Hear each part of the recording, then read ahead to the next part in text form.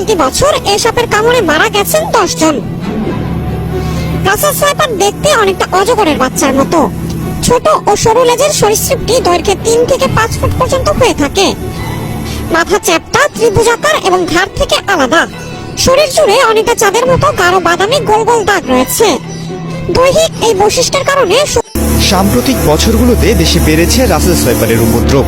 বিষধর এই সাপটির দংশনে বিভিন্ন জেলায় মৃত্যুর খবরও পাওয়া যাচ্ছে। বিশেষ করে ক্ষেতের ফসল কাটতে গেলে এ সাপের আক্রমণের শিকার হচ্ছেন চাষিরা। এখন দেখলাম এক একজনের পাওয়া যায় নাকি বাংলাদেশে জানাবে। বাংলাদেশে বলে আমার অনেক নাম, আমি রাসেল ভাইপার, আমার বলে অনেক নাম বাংলাদেশে। আজকে যদি পায় এক একজনের কামাবো। আমার বাংলাদেশে অনেক নাম থাকে, আমি তো আগের থেকে জানতাম বাংলাদেশে এত নাম, আমি আরো আগের থেকে চলে আসতাম। সাপের মতন ওটা কি দেখা যাচ্ছে? আমি মনে হতে লাগতেছে আমি সাপ, আমি বাংলাদেশের নতুন এসে, আমি তোদের মেহমান। থাকতে বাঁচতে চাস এখান থেকে যা, নাহলে আমি কামড় দেবো। আর আমার কামড়ের যে বিষ, 1 সেকেন্ডে তো সারা শরীর নষ্ট হয়ে যাবে। কত সাপ মেরেছি আমাকে গ্রামে, কত সাপ আছে, আমি কত সাপের মেরে ফেলেছি। তুই কি সাপ হতে পারিস? তোর নাম কি? আমার নাম হচ্ছে রাসেল ভাইপার। Russell viper?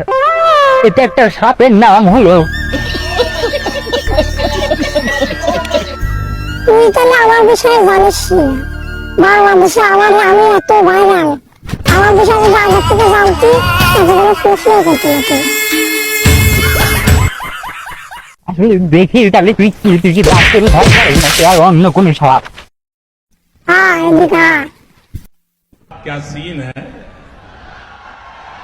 वाह क्या सीन है। তোর আমি দেখতেছি, দাঁড়া আসি প্রায় কোথায়। এই তো একটা লাঠি পেয়েছি, এই লাঠি দিয়ে আজকে তোকে একটা কি মজা দেখাচ্ছি। তোর রাসেল ভাইপার, বাংলাদেশের নতুন নাম দিয়ে ভাইরাল হয়ে গেছিস। দেখি তুই কিরকম। Russell viper, Russell viper.